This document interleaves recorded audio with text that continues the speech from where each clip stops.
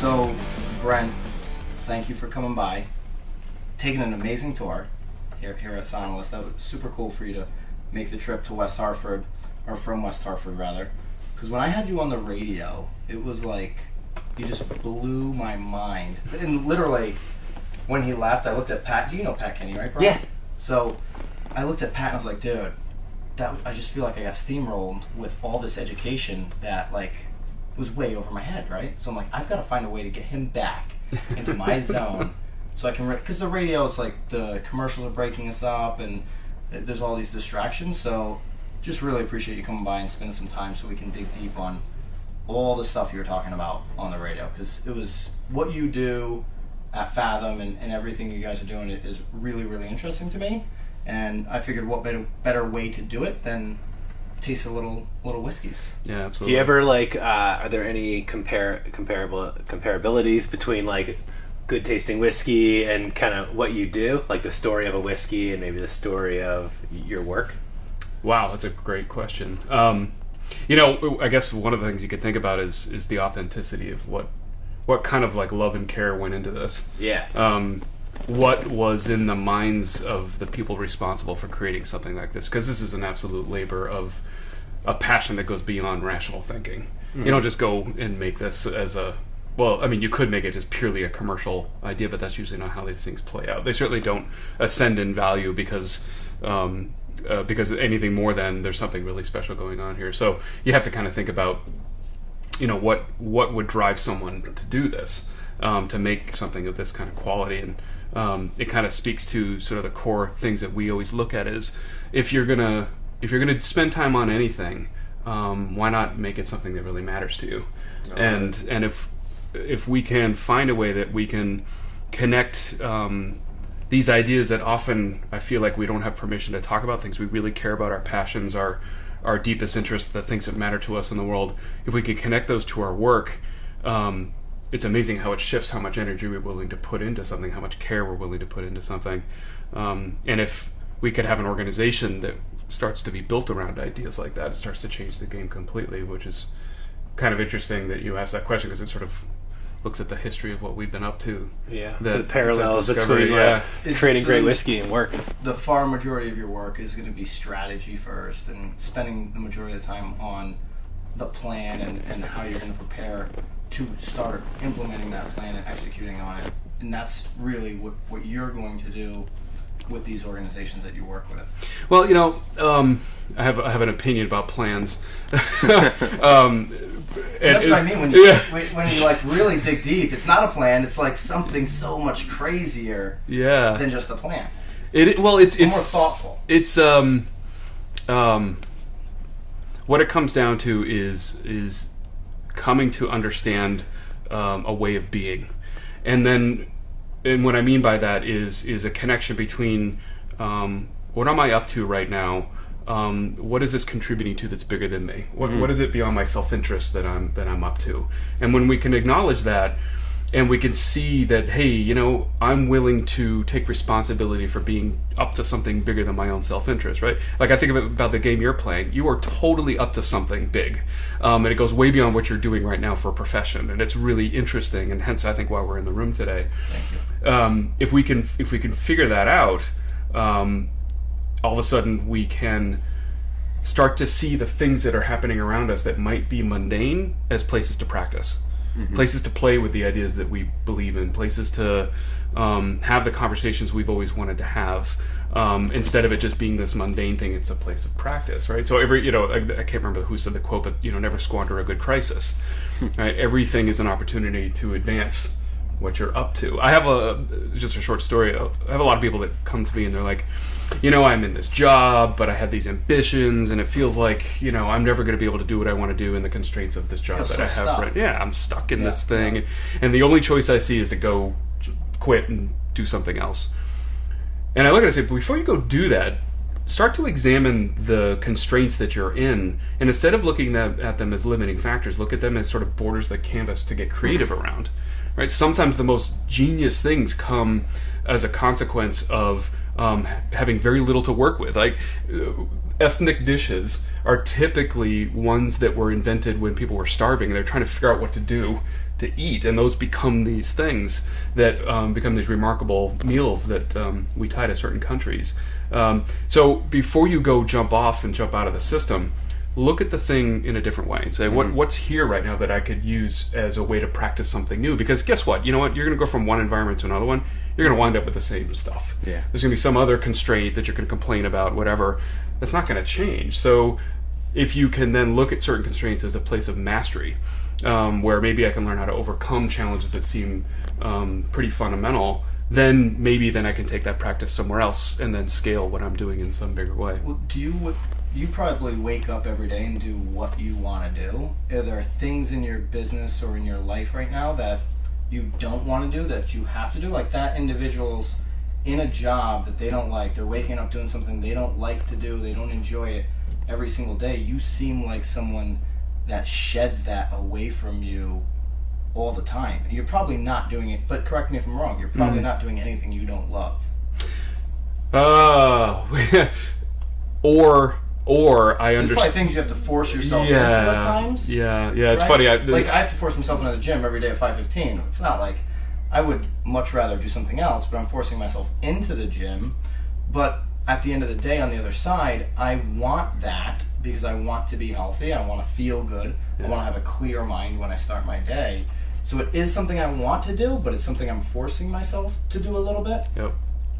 You, to me, from the outside looking in, seem like somebody who's shedding anything that they don't want to do. So that advice is almost a little contradictory, right? Where you're telling, don't take the plunge yet, still do something that you don't like to do. But I appreciate the advice because it's like, wait, learn from this.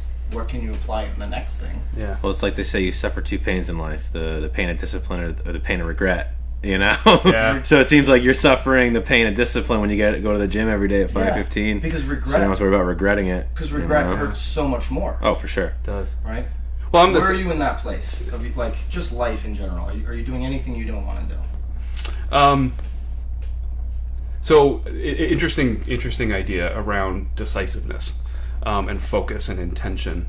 At the core of all the things we do with our clients and with the communities is to help them find ground on which to stand to be decisive and intentional, and not have the future be a set of surprises. And I don't mean good ones. I mean that just things happen upon you, or your future is merely a set of reactions to whatever the world throws at you. If you can find something that you believe in so much that it can draw you toward it, now all of a sudden the gravity's shifted and you're no longer victimized by whatever life throws at you. You're being drawn towards something. And there's real power in that.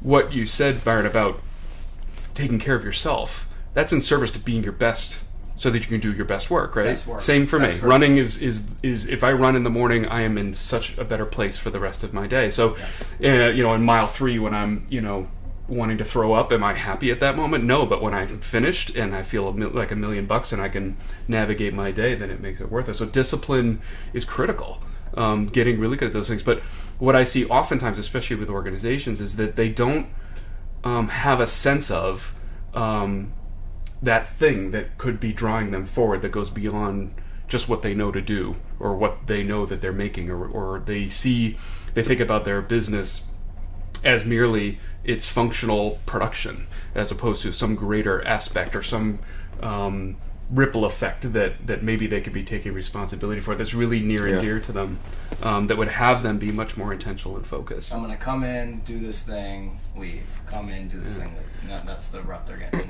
Yeah. One of the things that's been, and this has been something we're working on as a team within Fathom, is really understanding what we all need to be doing. And it's been powerful because we can look at Fathom and what Fathom's up to as this other thing that's bigger than any of us, and we're all in service to it. So it gives you this way to sort of abstract yourself from it's about me or it's about you. No, it's about this thing. And then what's it need right now? Is that with equity? Is everybody in the company holding equity, or is that just with a belief in a religion? It's more of a belief in what we're trying to accomplish. Yeah. And it's such a compelling idea that it has us understand what we're up to from the standpoint of what's needed now. and how is it that we protect each other? How is it that we develop each other? How is it that we set each other up for success to take care of what we're up to needs at any given moment? It kind of changes things quite a bit about how we think about what we're doing. And so my dream is we get to a point now where my team is proactively able to say, you know what, that thing you're spending time on right now, that is not the best use of your time. In fact, we've created a way to take that off your shoulders so that you can be focused here, because that's what Fathom needs right now. And for me to be able to do the same for my team. That, and what do you need to know about each other and what you believe in and what you're committed to be able to take that stance for somebody? I mean, that's pretty unbelievable. So we're working on that right now and doing a lot of work in our own discovery, understanding what each of our gifts are and how we want to contribute to this thing we're trying to build. So are you creating these relationships with the people on your team that are on a very personal level, after work, outside work? Not necessarily that we all need to be connected in each other's shit all the time, right? Oh, but more like knowing how you operate, not just in I appreciate what you do, but also knowing how you operate because I appreciate who you are as a human being. And then even more than that, I appreciate what you stand for. Yeah. Right? And so it's three things: your physiology, your psychology, and your ontology. You know, what's your state of being, your state of mind, and what is it you're good for that you can do. If I know how somebody's operating in those domains, I mean, I can then include that in how I relate to them. Yeah, it's kind of like how businesses work too. I mean, there's a great book called Start With Why, and talks about why, how, what, where most businesses have it reversed, where they tell everyone how great they are, then they tell them how they do it, then what they believe in. I always attribute to like going out on a date, or like you would never go and say, oh, I'm the greatest person in the world because this is how I operate, and oh, by the way, I believe in like good family values. You'd reverse engineer it and start with what you believe in, how you operate, and then, oh, by the way, this is what we do. Yeah. Do you separate work and life then? Meaning you're really creating these authentic relationships with everybody around you, so you can understand their points of view and relate that to the greater point of view. So do you separate work life, or is it the same, or is work, or is life rather everything that involves work? Like, what's your take on that? Right? 'Cause there's two sides. You're incredibly perceptive, and I don't mean that because I represent anything, just more that I think you're acknowledging something that's actually fundamentally shifted for all of us in this time that we're in, is that we can't pretend that there's the possibility of separation anymore. We live fully integrated. And so you can try to compartmentalize yourself, but how do you do that when you have to put on a coat of armor to go into a company, and then you shed that coat of armor when you come home? When you're getting emails at 10 o'clock at night you need to respond to, you all of a sudden going to turn into an asshole again and put on your armor and then get back to your kids? Like, that's just not working anymore. So, something that I think that we're all facing is, how do we thrive in an integrated life where we are accessible and available all the time? When work and life and all those things are starting to be intertwined, the only thing I can think of that you can hold on to is, well, who am I going to be in this? What's my relationship to everything that's going on around me?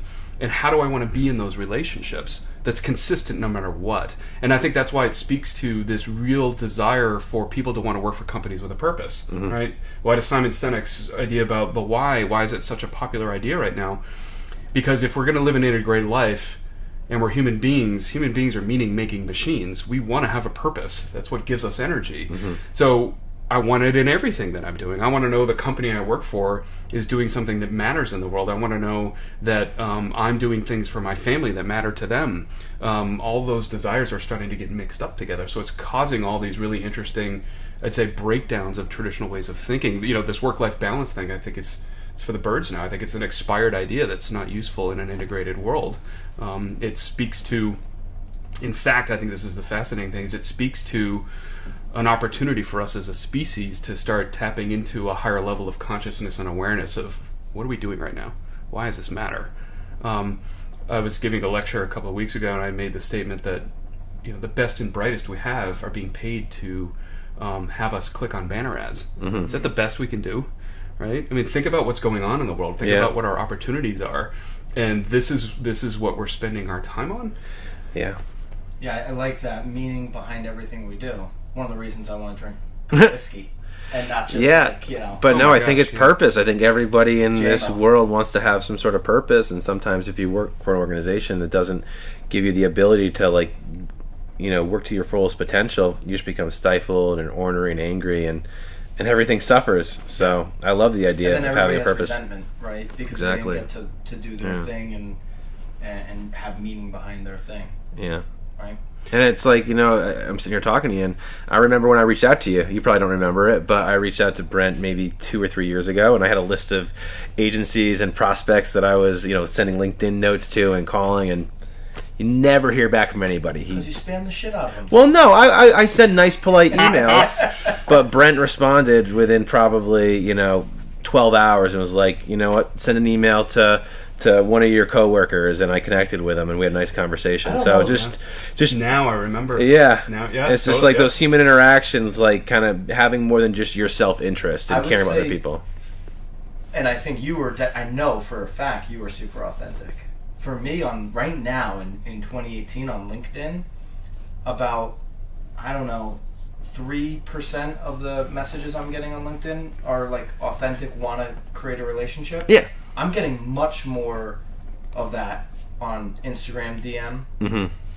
It's far majority of the DMs I'm getting are really authentic. People really wanting to connect. People bringing value. Mm-hmm. And then Facebook Messenger is just basically a text message app to me. Yeah. But LinkedIn, I still like the platform, but I'm much less bullish on it than I was probably 12 or 18 months ago. Well, it's super rich. Or I I mean, saw it gives him an opportunity to say, who's this guy? Let me check out his profile. Oh, he had a couple blog posts. I see a couple of videos that he did. I get more out of Twitter when in a B2B world, though. Yeah. I do. What about you? Are you? It's really interesting, man. Like I'm finding LinkedIn has gotten more powerful, and at the same time, it's becoming abused more. Mm-hmm. So Yeah. like several times a week now, someone will connect with me, and the next thing I know, I'll have some bullshit in my inbox. Yeah. Like okay, that's new. That's starting to rise Anybody up. that gets a salary job that involves a suit and a tie is going to be in your inbox on Oh LinkedIn. man, It's Yeah. going to happen. It's like please don't. Instagram, I'm finding pretty interesting because it crosses over everything. Yeah. That's been Everybody's very on interesting Instagram. especially because our work, I mean, we do so much of this with the community as well as with businesses. So it kind of crosses over those territories. I'd say, the community aspect of what we do, Facebook is alive and, kicking on that Yeah. one. The business side, LinkedIn, but then Instagram seems to cross over those things. Facebook private groups more effective for me, it's the private groups Yep. that we've created, the private communities that nobody can even get access to unless you're specifically invited in. Yeah. What about for you? Or is it more just So we have, business so page? for example, I'll give you we have a very active trail running group with like 1,500 people, wow. and there's probably two or three Yeah. events a week, and that's the only tool needed to support a community that big and that active. It's pretty amazing. you get to 1,000 people, it gets pretty nuts. Yeah, yeah, The engagement levels are pretty insane on these private groups. If you're yep. if people are there for a common, going back to your right Yeah. common meaning. That's right. There's a great one of our partners, Impact Branding. They Great guys. yeah, right. Those guys are So freaking Chris great. Dupre, a good friend of mine, he's joined them Yeah. 6 months ago or something. But anyway, they have the Impact Elite group, He's which a is good dude. Chris is a good really dude. good guy. And what's great is they subscribe to the same philosophy we do, which is give it away. Dude, he's an open book. Oh yeah, Brian, I know I mentioned it before, but this is a guy, open book of what they're doing. What are they at? How many people in their shop? I know it was like 70 people, but then 46. Wow. The last I checked, I think they're probably, I and think they're going to that's hire just like 2 or here 3. in Just Connecticut. yeah, They've got a bunch Yeah. of people throughout the states yeah, working at Impact, but really they'll give you the whole blueprint. they will. They really will, and so they're doing a good job on their private Because they Facebook. do it right. I mean, if you're not putting something out there of value that someone can walk away going, "Wow, that really helped me," what are you doing? Yeah. Right? You're selling me something. And we all, I mean, one of the things that I think has been interesting where we are now is, as human beings, we've developed the most savvy bullshit meters of all time Oh, because big we're time. just Yeah. sold constantly. Absolutely. So, what did you guys think of the Super Bowl commercials this year? One's not sticking out as you said. I mean, Thinking, like, which one is when sticking I out. saw the Tide ad, I thought it was genius. That was my first Yeah. inclination. What was the Tide? Uh, Everything was everything looks good with Yeah. Tide. Like, it was all fake commercials for other products. Yeah, so they but have everyone like, was in gleaming clothes, even though they were like rolling around in the mud. And so it was wound like up being, picture like a stuck in soap the Tide thing later on. Picture just like a Bud Light commercial or something like that, and then it just stops and says, "Nope, this is really a Tide ad," because it basically has like some sort of Tide colors in it. So you thought it was thoughtful. I'm thinking right now, and I can't think of one that's really sticking out. Well, so see if this rings a bell. The Tide stood out, for sure, and so did the Doritos one, because they were the Doritos with the dual, yes. with what's his Did name? Missy Elliott play? Oh my god, they're hysterical. Those really stood out because they were the only sort of lighthearted, authentic to the brand kind of things. The rest of the commercials, most of them, were all these absolutely inauthentic, connecting puppy dogs and firemen, and like, we're trying to save the world, and it's a Dodge truck. I'm like, come on. Well, it was the lead with your why gone wrong. Yeah. Meaning they were trying to make some connection that they're about authentic. some. It was absolutely not authentic. But I think all the actually agencies. Sickening. It was sickening. It was like, oh my gosh, they have taken it and swung so far the wrong way. And Well, that's why the funny ones stood out more, because there were so few of them that were just true to the brand. Yeah, and I think the agencies were kind of scrambling because they didn't. Everything last year was like some sort of political agenda, and then this year they were like, "Well, we want to go either lighthearted or different." And I just think that Tide, it was the right timing, it was the right idea, it was the right execution, and I just thought it was awesome. The NFL pushed away from anything that would be political in what was going on with them this year. Certainly, if you were going to make, I think they pushed a veterans commercial away. Didn't the NFL turned down a veterans commercial that dealt with the kneeling thing? And that whole... Oh, yes. Yeah. There was none of that. Yeah. So the NFL, like any year, is going to have control over what's on their, what ads are running against the Super Bowl. Yeah. So, yeah. What do you think of this whiskey? What do you think? That was something. I'm sad. You know why I'm sad? Because it's gone. Because it's gone. Well, we have Pappy Van Winkle next. Yeah, that's true. That's true. If you're just listening to this and not watching, we went and we started with the Whistle Pig, the Boss Hog. It was a 14-year aged barrel number 26. It was the third edition, the Independent. The Prince won the Whiskey of the Year for their Boss Hog variety in 2017. But we're going to go to... I'll just say one thing Are on we that. going to the Van Winkle next? One thing on that is that, like, from a novice whiskey drinker, I'd never had a whiskey kind of linger in my mouth as long as that. Mm-hmm. Like, that was there for, like, the taste of it. And Did you enjoy it, though? Yeah, it was absolutely delicious. Do you know this little cap on the bottle here? Mm-hmm. This alone is like selling for like $50. People are buying the cap of these bottles. It's nuts. That's crazy. It's really cool. There's a cool restaurant, the Essex. Oh, yeah, sure. Have you been there? I haven't been there, but I've heard of it, yeah. So one of the Michaela, she's the bar manager there. She wants to get a new pig tattoo. She's all tatted up. Really, really cool vibe in there. A lot of artwork in there. Really cool place. Yeah. And she's like, maybe I'm gonna use this cap as my next tattoo. Wow. She knows her whiskey. Let's go ahead and pour the Van Winkle. 15-year. Don't mind if I do. Van Winkle. Obviously, you can eBay. There you go. You can eBay the Van Winkle 15-year. It's got to be. If someone pulls it up, it's got to be over $2,000. Last time I looked. Interestingly enough, I want to get your take on it first. Is that it? Love to hear. Have you had the Van Winkle, Brent? Not this one. Okay, not the 15. Mm-mm. Beautiful. The color is like, different. This was darker. Yeah. Whistle Pig was darker. Yep. But Brian's getting into it now. First time here at Sonalysts Studios that you went into a whiskey tasting? This is the first time, I must admit. Do you think it's the first whiskey tasting here? Probably not with all these crazy bands. In the 2 months that I've been here, this is the first time I've actually gotten involved in something like this. Nice. Outstanding. But some of the crazy bands that have come through here. Yeah, I got a feeling that some whiskey drinking has gone down on stage 15 or in Whiskey, Power Station before. Maybe some other things. No, just strictly. Never. Just strictly, Never.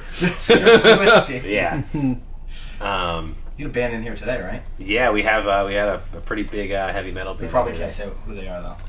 No, we'll respect their privacy, but I mean the bones of this place is just unbelievable in the sense that just some Aerosmith has come through here, Billy Joel has come through here, Well, you're blown away, and for it to be in southeastern Connecticut. Yeah, I mean, the won't biggest thing realize is that, I didn't realize there was this campus off of 95 in between Boston and New York that had, like, it's like a mini Hollywood in the sense that we have, over 35,000 square feet of stages. We have a world-class recording studio in Power Station, and then obviously the media capabilities ranging from general video to augmented reality and animation and VFX. Well, I know for conversations that we've had a couple years ago, you and Michael were like, man, I don't know if...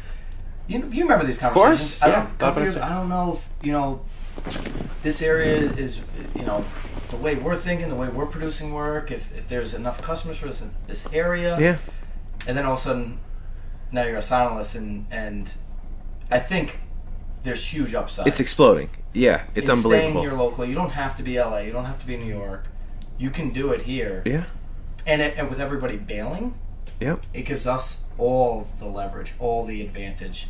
Absolutely. To scoop up here in Connecticut. And as brands are kind of going kind of away from that big agency model to more like boutique companies that can add an incredible amount of value for a fraction of the price, I think that we're well positioned to work with ad agencies, work with production companies, and just create incredible content in southeastern Connecticut, and then put us on the map. So when we get picked up by Ad Age or Advertising Week, people are scratching their heads and are like, what the heck is going on in southeastern Connecticut right now? And Brent knows, he's been on the show. I've been talking about on the radio ad nauseum that right now, when everybody's going one way, like the stock market, I want to go the other way.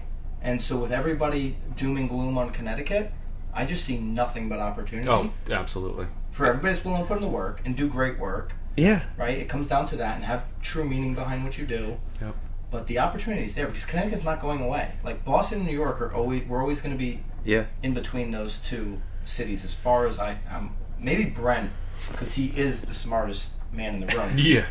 Can tell me otherwise. Yeah. The smartest man. Man. Actually, it's International Women's Day. Did you know that? Yeah, we have a very smart woman in the room too. Absolutely. And it's International Women's Day, so we But no, I think that. you're right in terms of everybody, in terms of work-wise, is going one way. But I think of perspective-wise, because everybody's perspective in 2018 is me, take a photo of me and post it on me, whereas I love the fact that Brent's kind of perspective is, other people's self-interest instead of my own. And I think that you're in the minority of people right now, Yeah. And with what they're doing, it's so deep.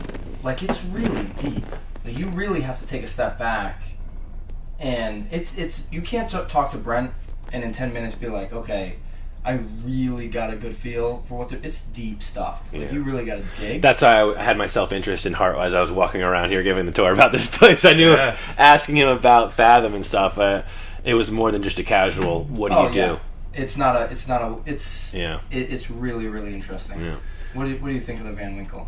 Well, I was just going to say this is a completely different experience. So different. Completely. And it's funny, the nose was sort of oaky, charcoaly, but none of that came through in the taste. It started with a real fruity, caramelly kind of thing going on. And then I don't even know. Wow. The smoky came in a little bit later. Completely different experience. It just opened up. Yeah. Completely different experience. It's delicious. So you're a big fan of Van Winkle?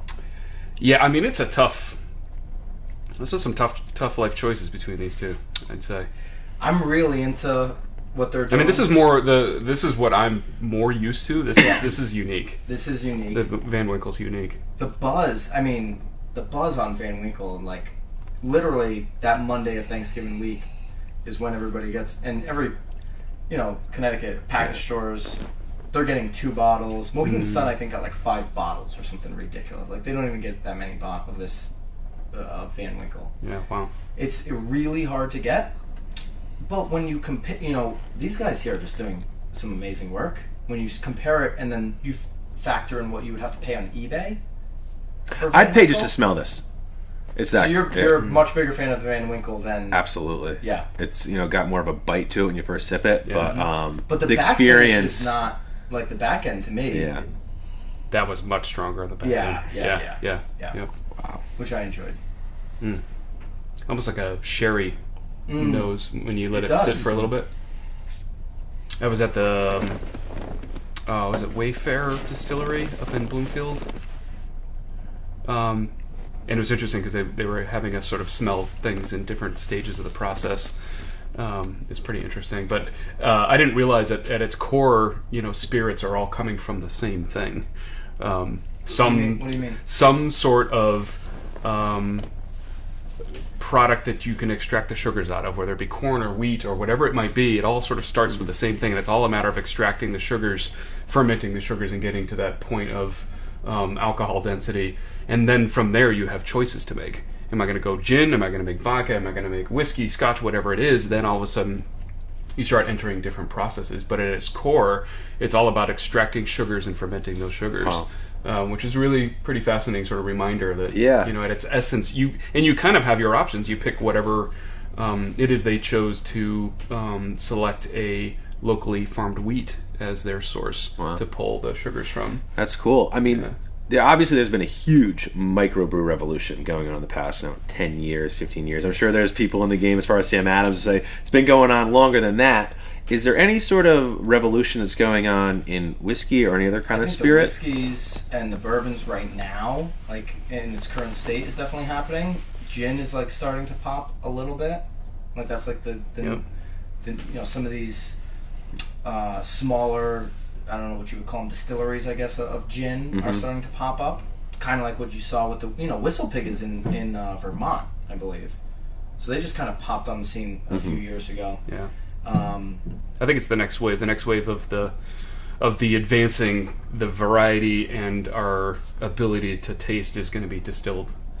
Let me throw this really the next wave. Let me throw this one out there. We're all in kind of the marketing, media, branding world, and we talk about value in terms of putting a value on a video or a piece of content. Like, how do you put a value on something like whiskey? Like the people that are paying over $2,000 for Van Winkle. Exactly. How do you think that can be more? I mean, it's become this like almost like untouchable thing, the Van Winkle. So people want it more and more and more. Like, right? You can't get it. There's limit. What was there was a sauce for McDonald's recently.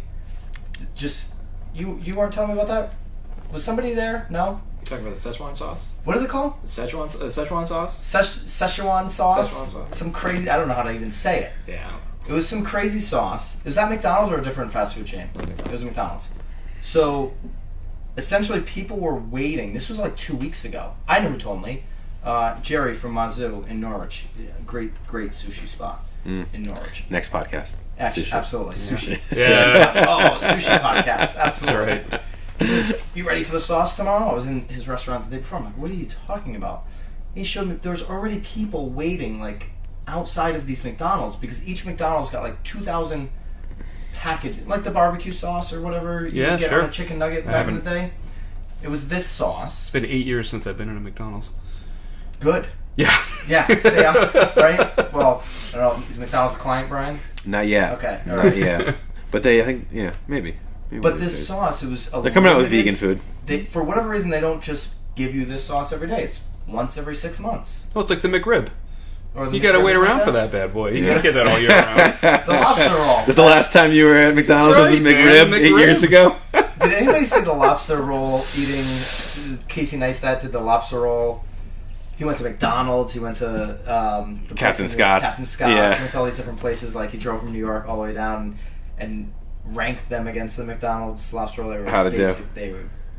McDonald's did not rank well. No.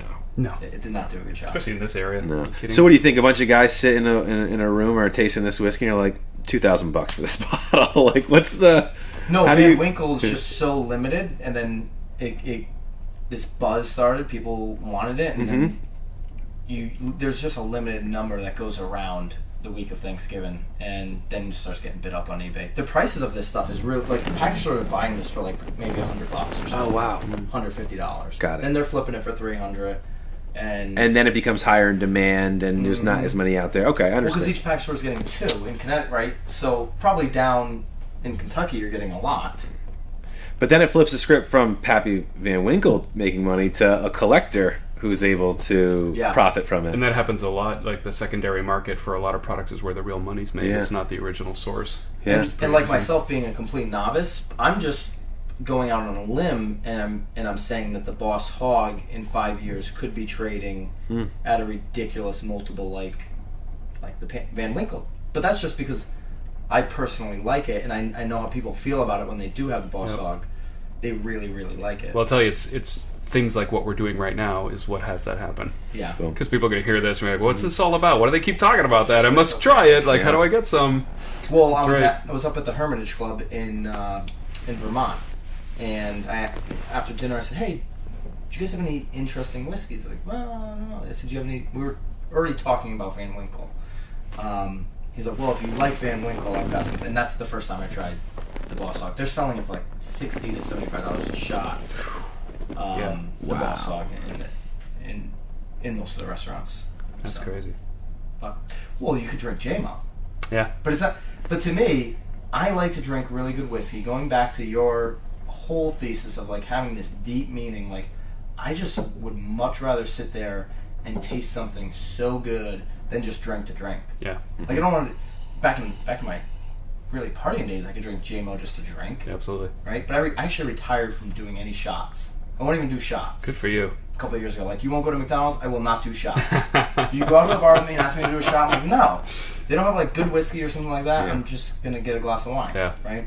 And that's what's so great about, I think, just overall the drinking culture is shifting because the quality that's available now is unbelievable. So it's not about how much of it. In fact, I mean, my God, if you drank more than 3 beers of the beers that we have today, I mean, you're, you know. So it's it's shifted everything. So I have a question for you. Yeah. What's driving you? You were relentlessly putting energy into a lot of different things, but there's always a common thread, and you're a stalwart advocate for Connecticut and what's going on in this region. What's that about for you? What drives you to do that? Well, what drives me is different certainly than the conversation around Connecticut. Like what drives me personally, and it's certainly evolved because if you ask, when we met, Brian, what was driving me was the fact that I had gone through massive failure, and I didn't want to be like the gentleman that you were referencing earlier in the podcast that is going to their job and hating it every single day. I was going into a job after going through bankruptcy after my first failed real estate ventures of buying 3 houses 19 to 21, going through bankruptcy because I thought I had the thing figured out, thought I had it kicked, and realized I didn't know anything. And then I was working at a job, fabulous job. My dad worked there for 30 years. People make, really, really good salaries. Tremendous job. Wasn't what I wanted to do, going in there every day, hating it. And I took the opposite approach of and I think the advice you gave that gentleman was spot on, which is, use this as a learning tool for your next thing, or maybe even after work, hack what the next thing's going to be. Yeah. That's practical advice. I quit at 11 a.m. before lunch because I was like, fuck this, I can't do it anymore type of mentality when I got into real estate. So my first couple of years of real estate on the sales side was that venom of like, I'm doing this because I never want to go back to that place. Yep. Right? Like when my alarm would go off when I was at that place, I was pissed. I was pissed off in the morning. Now when my alarm goes off, I'm super pumped. So I'm getting on a 5 a.m. call. I'm going to be talking to, now over 700 people that are up and down the East Coast that are passionate about a morning routine. And I'm jumping into my morning routine and jumping into my day and something that I'm passionate about. But what's driving me now is not the venom of like wanting to prove people wrong or not wanting to go back to that place, because I'm at a place where I'm not going to go back to that place. I'm going to wake up and do the things that really motivate me every single day. And now it's at a place where I want to literally, my deep meaning is bring the people with me, around me, with me, that I really want to be around. Meaning, whether it's a family member, whether it's a close friend, there's so much talent in the people that I've even grown up with, maybe not grown up with, or created a relationship with over the last 10 years. It could be a variety of different things. There's so much talent that is being wasted out there. And I want to pull those people up. I want them to be around me. So I get in, and the reason I asked you the question about how personal do you get with the people that you work with, I tend to, the people really in the core, I tend to get, not super personal. Like, I'm not like in their shit, in their like, family you're shit. not babysitting their kids. Not babysitting. No, I don't even babysit my own kids. So, that would be super contradictory. But no, but lots of dinners.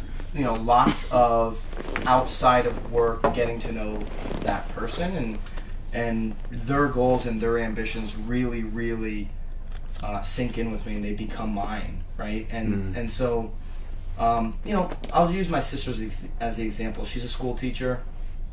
She's a natural-born school teacher, but with kind of where that model is today, as we sit here in 2018, it's very frustrating. She works at a school that doesn't have a lot of money coming into the school, doesn't all the time have parents that are super passionate about what's going on, so she's fighting it from both ends. She can't get parents interested, she can't get money for the students. She would love to teach, but she also really loves yoga, and she also really loves to write, and I want her to write all day and do yoga all day, because that's not going to weigh on her, and we're going to be here one time, right? And I just and that's why I also asked you the question of, like, do you wake up and do shit that you hate, or do you mostly do stuff that you love to do every single day? And the people that I really love and care about, I want them to do shit that they love every single day. And with where media and marketing, and it's just I see it as such a broad business. Getting all these media and marketing opportunities now is interesting, because it's only because I put in the work on real estate, and that is a business that really can be in parallel to so many different businesses. All of the different things that you do, whether it's marketing, analyzing properties, dealing with clients, dealing with emotions, there are so many levels to real estate that kind of tie into marketing very nicely. And then marketing is so broad that if you have somebody that's passionate about yoga, or passionate about writing, or passionate about whiskey, it doesn't have to just be a filmmaker or the traditional stuff. There is a place for that person within that company, within that atmosphere, and that's why you're somebody that I think is super interesting to be around, because you're thinking so big, and just like this, when you talk, I'm just blown. I don't know if you are. I'm just blown away. I'm like, the things that must be going through your mind are just so above and beyond the transaction or the what's happening in the moment. It's so much deeper, and I really respect that. So something you said that I think is really important to acknowledge is I subscribe to a belief that leadership is a practice of creating conditions where others can thrive beyond even what they thought was possible, which is exactly what you're doing. Think of. Say it again. See, you he uses these fucking words. They blow my mind. You are up to making it a priority that you are creating conditions where others can bring themselves into the world in a bigger way around you. That's and get to their deeper meaning, right? That they're right. It's selfless. Maybe selfish too, and that's okay. Like, look, we gotta serve our self-interest. Here's something super interesting, and I say it every single day on the 5 a.m. call when I moderate. Before I start my 5-minute talk for that day, my 5-minute message, the thing I say right before that is, in your morning routine, be super. Everybody on this call is somebody that's afterwards doing some type of 2, 3, 1 hour morning routine. Be super selfish in your morning routine. Whatever you have, your next 2 hours, your next 3 hours, so that you can be selfless the rest of the day. If you don't have a level of serious selfishness, I'm a badass selfish motherfucker, right? Like, I'm going to be selfish. Yeah. You're not going to be selfless. You have no chance of being selfless. Yep. You have to have yourself taken care of up front. Well, there's a reason why they say put your mask on first in an airplane if it's going down before you can put somebody else's mask on. You're going to be of no help, right? Yep, that's right. Yeah, you got to take care of yourself, because if you don't, you're not any good to anyone, especially when you're up to a game as big as the game you're trying to play. When you're trying to play a game at that scale, it takes everything you've got. And it's easy when you're really generous and passionate and driven, and I have to watch out for this, is that I'll get myself into trouble. I'll get too thin and get to the breaking Too many point. yeses? Too Saying many, yes too yeah. much? And so you asked the question: am I doing things that I don't want to do? Here's how I'd say it.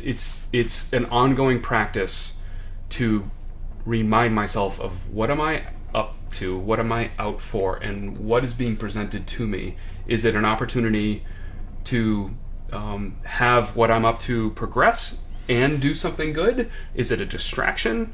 And do I need to protect what I'm up to? Because if I go and do that, I'm going to put energy into it, and I can't do anything without putting my full self into it. Is that energy going to be put in a place that's going to move what I'm trying to do forward in some way? And that's where you can go from having all these things that you could be spending your time on and being all over the place to being really focused on. I had someone earlier today say to me, I've been doing a lot of lecturing lately, and the person was saying, well, you're sort of involved in all these topics, and one thing we're talking about, the millennial generation. On another topic, we're talking about gamification. Doing a lecture on the human-machine connection when it comes to how is it we relate to technology. And you would think on the surface they're all conversations all over the place. I'm like, I'm not an expert in any of that stuff. The part of that conversation I'm willing to own is who's going to speak for human purpose in all of this. As all these things are changing, if we don't remind ourselves that we need to care for the human condition because we're the creators of all this. And as we struggle to keep up with the world that we've created, what do we need to do to take care of ourselves? And what do we need to do to relate to what's going on? Here's an interesting thought, right? So I talked about, a lot of our best and brightest being paid to figure out how to get us to click on banner ads. If we're not careful in making sure that we get in front of all of this technology, it will overtake us.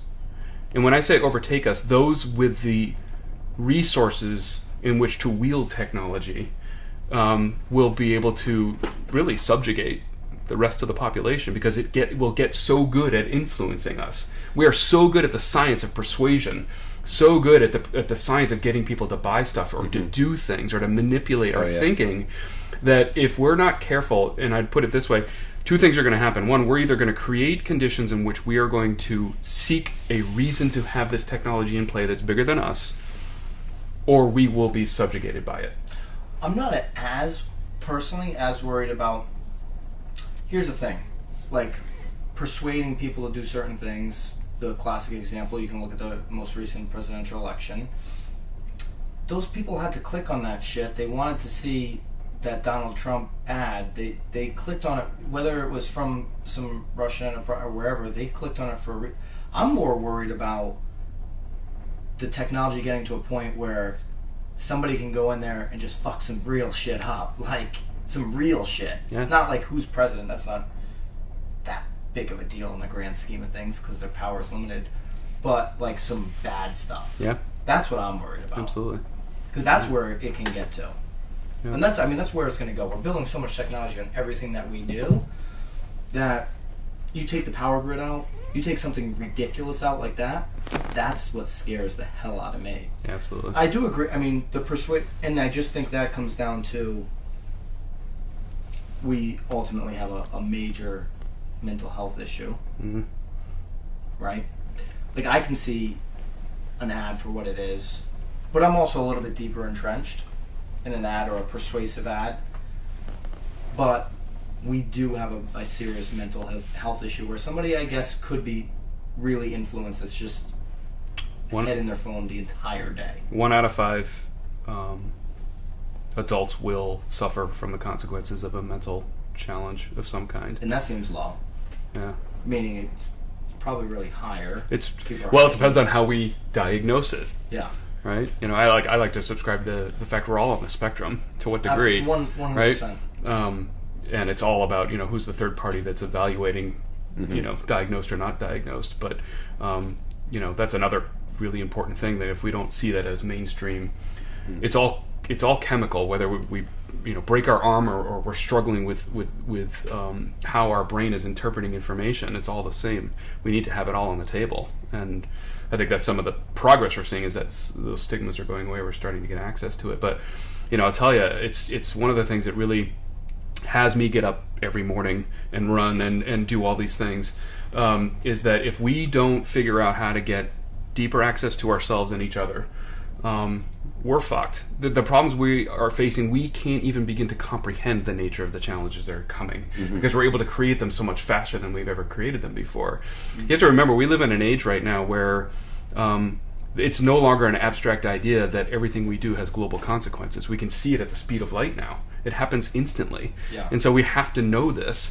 Everything is connected. And so if we don't understand how to take more responsibility for that and how do we influence those connections in some way, we're in real trouble. It could be the other way too, where where we're living through the hard times now because now we're really seeing this like everything's exposed. To your point, globally everything's exposed. You know, you can look at the people getting exposed on sexual harassment, right? Like, good shit is coming out of that in the sense that people are going to be a little bit more cautious going forward, right? Does the exposure help people become better human beings at the same time? Yeah, it all depends on, I guess, how do we want to be, right? This is Maybe what not better human beings, but they're just afraid to do that bad shit because they're going to get exposed online. At a minimum, if that's a side effect, great, but we can do better than that. Why can't we create... So I talk about this doom and gloom. One of the challenges I think that we're facing as a society is the bias of the way we deal with the world is that it's a problem that needs to be fixed. And if we think about things that way, we're always thinking about it from the standpoint of who or what went wrong. And then it becomes a blame game, and then it puts us all in a defensive position, which squanders our ability to be creative. So that's one way of problem solving. We have a lot of tools in which we think that way. Even design thinking is all about what's the problem that needs to be fixed. What if we looked at it differently and said, what's the future we want to have? Then it becomes what conditions need to be created to have that future. I think that we have an opportunity right now when it comes to all the terrible things that have been exposed lately, to create conditions in which men and women, every identity, can understand that we are all creatures made up of a whole lot of elements of attributes. That if we could understand how to see in each other and access and draw out of each other, we'd be in a lot better shape, right? So I think about your community you're building around you, right? Where you are getting to know people and not just what they're good at, like I'm good at typing or whatever, but what they're good for as human beings, right? You're accessing more of them as a human, not just as a functional robot or some machine. That's what I'm talking about. How do we come to having communities and organizations that understand that each of us might have some sacred key that's going to unlock this mystery? And if we squander to that, if we continue to minimize each other, we're doing ourselves a disservice. So how do we create conditions where we can honor that and look at another human being and say, you know what, the key that might unlock my mystery or this mystery that we're facing could be lying in you. How am I going to go find that? What am I going to do to have... Do you think it's just something that... It could be as something simple as a video that unlocks something for somebody. Yep. Right? When do you have somebody you care about so much, and you're trying to unlock that so many different ways, and it's not working, right? 1 year, 2 years, 3 years. Yeah. Is there a cutoff? Do you just keep trying to figure it out? Maybe you're not tapping into the right things. It's a great question, and actually it was a critical time in the evolution of Fathom, where I was spending an awful lot of time trying to sort of wave my flag and have others come to where I was. Like, come, it's great here. Like, you got to check it out. Sick, man. And try to make them be something they weren't ready to be. Yeah. And you could put tons of energy there, and it's incredibly dissatisfying and frustrating. So Maybe I stopped. They weren't ready because they were nervous, or they were just they liked you, but they weren't ready to leave what they had, or whatever. Whatever it was, it didn't. And so you could put a lot of effort there. What changed everything is when I stopped being in that business and just simply opened the door, walked back through, and revealed the path, and then said, you know, look, you choose. You want to take this or not, but here's the path. And if you do, I'm going to create every opportunity I can for you to walk your way through this and develop what you need to develop. And boy, that changed everything. So it wasn't about me dragging you down the same path I went down and hoping that it works out. It's more, I'm going to open the door. I'm going to show you a glimpse of what's going on here. Come see it with me. And if you're interested, come play. and I'll create a game that we can play together. And that's been my sort of mantra ever since. And ever since, what's been happening is I'm finding myself in situations where people and opportunities are showing up around me to go play. Mm-hmm. So what are we going to do that's going to make some sort of a difference? Like this conversation, right? Yeah. It totally was, putting an intention out to the world. Here's some folks that really give a shit and are willing to do something about what's going on around here. What could we conspire to do together? So that's sort of my mantra is, when you look at any set of outcomes, they are a consequence of an ecosystem.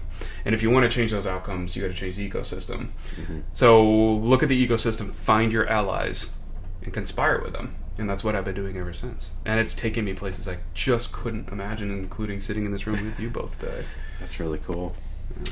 And I would imagine you're giving a lot of freedom to those around you to be creative, to do, like, you're not living in this traditional box, I would imagine, at Fathom, where you've got to, like, punch a clock. Like, you tell me, maybe you are, I don't know. I don't know the inner workings, but how much freedom do you give people around you? Well, it's funny, it's the same way we talk about with our clients.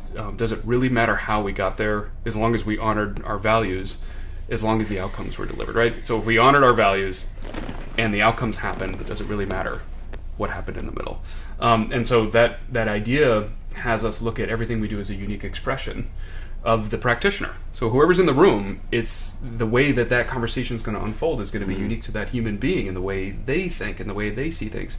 But as long as there's some fundamental mastery of certain practices that are going to allow us to be reliable for certain outcomes every time, it frees us to be able to have it be a unique experience for everyone. So lately we've been really busy around laying out sort of those fundamental things that we all need to have mastery of that then free us to then be able to practice in our own unique way depending on what we're doing. And you said some in your video online, like on your website, on fathom.net, you said something about to create a decision of where we're going to go as like from organizational standpoint.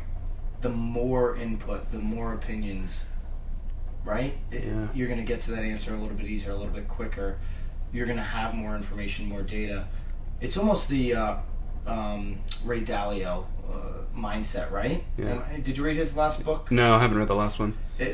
He's kind of got this mindset where everybody has an opinion in his company, and it's out on the table. Oh, yes, I have. Now I know what you're talking about. Absolutely. Yeah, yes. It's super interesting. Yeah. Right? But it was, I thought there was a connection there where you want more information from all the key players in that organization than not, right? So you're not just taking the management or the people at the top, you're taking into account everybody and their feeling around what's trying to be accomplished. So let's just take this as an example. It's elements of the human condition that are, I think, I've found undeniable.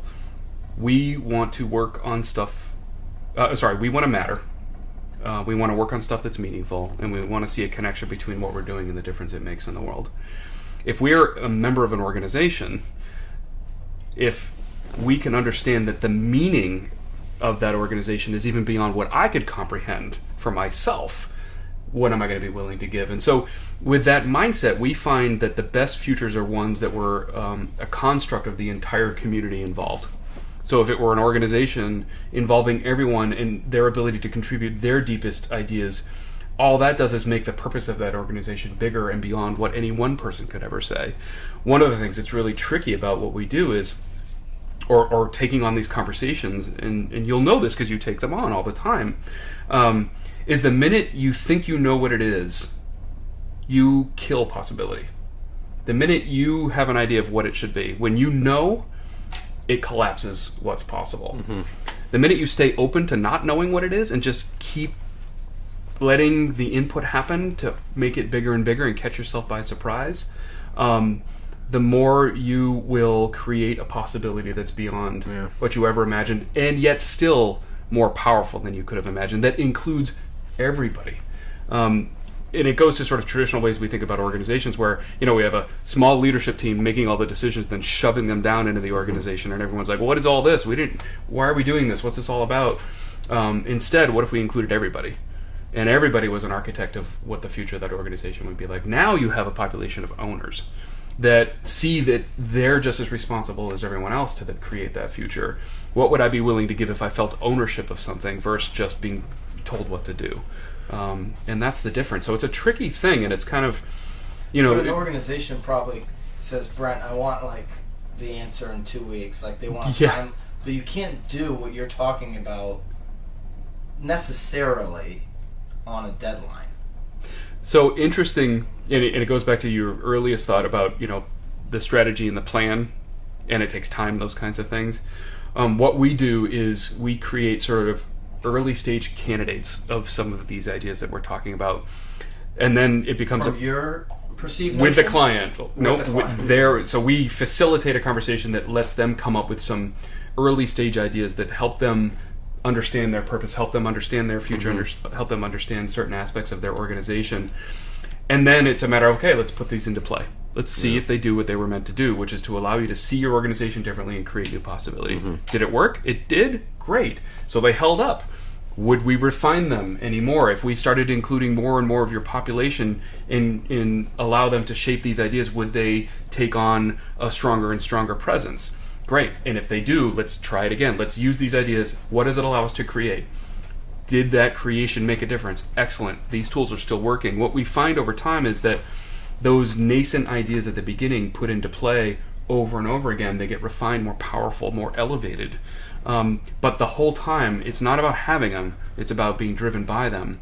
So as soon as they exist and everyone goes, wow, that's it, great, let's see if they generate any value. And then let's come back to them and do it again. Do they still generate any value? It's kind of like the psychology, the more negative thoughts you have, just multiply and multiply and multiply, as opposed to like if you have positive thoughts and you have positive reinforcement and you keep doing that, it'll multiply and kind of like have better impact on your life. Momentum's a huge thing, Yeah. right? And if there's people pulling in different directions, the momentum never gets started. Is it often that you find that the people on the forefront or the bottom of an organization have really, really different outlook on the organization's future than the top of the organization? Is that just a common theme over and over again? Definitely, and that it's merely a consequence of what they're looking at. So if you look at, let's say, the business development team, they're in relationship with the world all the time, 24/7. If you're on the production end of things, you're in relationship with delivery. How am I going to make this on time and get it out the door on time? And I know every little bit of nuance of what it takes to do that. But I don't fully understand what's the nature of the world we're serving right now. And so oftentimes inside of organizations, we bring those unique perspectives together, because if you can, then you have an absolute understanding of what's it like to relate to the world and sell what we sell and to be relevant to the world. And what does it take to deliver reliably on the promises you're making? Yeah. There's a disconnect between that all the time. For We sure. find it in manufacturing all the time, where there's the front office and then there's the production folks.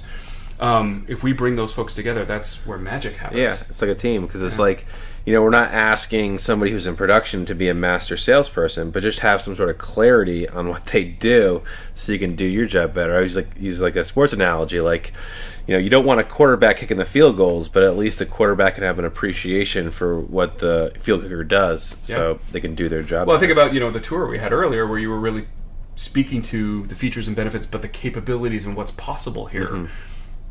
You need to have a connection with the folks that actually make that possible, or else you're inauthentic in what you're telling me. And so that's the crux, that oftentimes that's the case. Yeah. Is that there's a fundamental breakdown, because, we think of our employees as functional parts of the business, as opposed to a community of people with unique experiences and perspectives that if we brought together, all kinds of innovation could take place. Yeah. And it would ground you in the promises that you could be making out in the world, because you know what's driving the people that you're working with, and you know how to take care of them. So you're not being irresponsible in what you're bringing back in to produce, because you know what they're trying to do as well. Yeah. Go ahead. Well, from a tactical approach, when you have an organization, what's the easiest way to get to that place, in the sense that you can have meeting after meeting after meeting, and they end up, you can go, okay, we're going to have a 2-hour meeting, so we feel like we're going to get more done, but really you would have gotten the same amount done in your typical 1-hour meeting or half-hour meeting. Yeah. Is it more communication in a different fashion than a meeting? How do you get to that place of understanding, where Brian needs to understand what everybody in his organization is doing and what their true meaning is? Where do you get to that place? The sweet spot. Yeah, the sweet spot is when it's so clearly understood the greater purpose that everyone is driving toward, that everyone is willing to put aside their ego, put aside their defensiveness to contribute in some important way. And so tactically, is that conversation after conversation? I just can't imagine it being that simplistic. Well, simplistic in the framing, right? If we're being driven by a higher purpose or some purpose greater than ourselves or our self-interest or our industry, then I can contribute more fully to it. It's practicing that. Mm-hmm. And the practicing of that is a really interesting thing. I talk about it as the 3 dimensions of organizational design.